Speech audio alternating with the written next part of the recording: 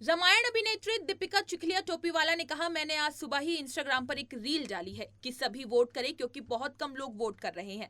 तो मैं अनुरोध करती हूं कि आप सभी वोट करें, क्योंकि अगर आप वोट नहीं करोगे तो आपको वो मिलेगा जिससे आपको शायद नुकसान हो। अगर आप विकास चाहते हैं तो आप वोट जरूर करें। मैंने आज सुबह ही एक इंस्टाग्राम पे रील डाली है कि प्लीज़ आप वोट करिए, क्योंकि आज 5th फेज़ है इलेक्शन का और बहुत कम लोग वोट कर रहे हैं। टर्नआउट बहुत ख़राब हो रहा है।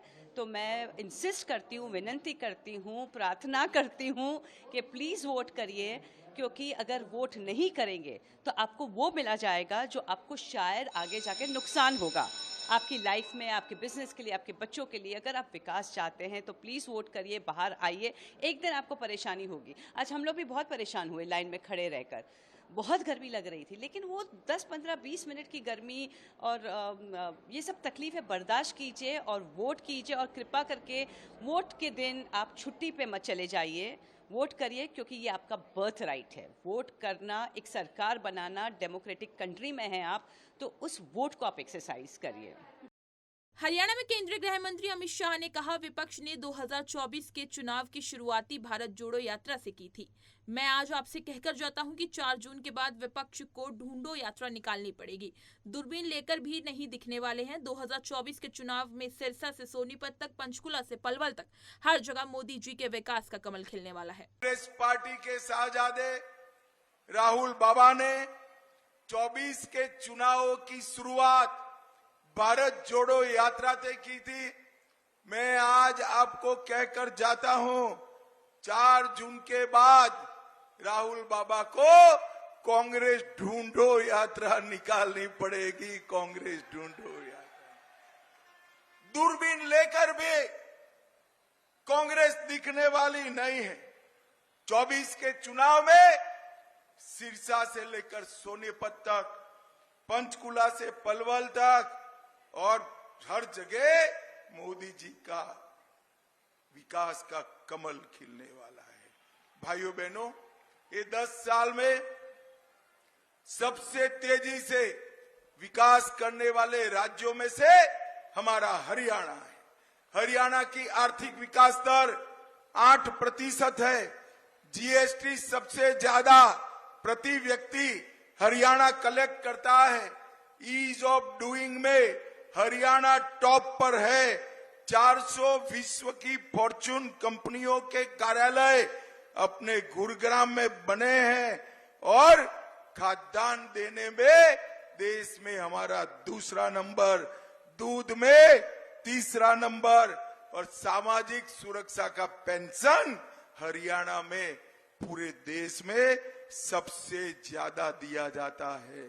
और स्वास्थ्य सुविधाओं में पूरे देश में पहले स्थान पर हरियाणा है। प्रधानमंत्री नरेंद्र मोदी ने कहा, उड़ीसा के लोग बीजेटी के भ्रष्टाचारी रैकेट से तंग आ चुके हैं। जो बीजेटी चिट फंड जैसे फर्जीवाड़े से गरीब लोगों को धोखा देती है, वो बीजेटी ने उड़ीसा को लैंड माफिया, कोयला खनन माफिया दिया है। उड़ीसा बीजेडी के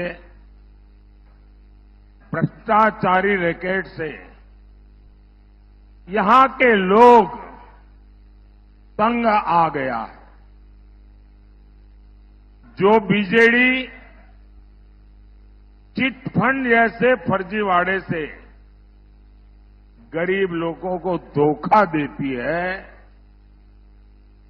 वो बीजेडी ने उड़ीसा को क्या दिया?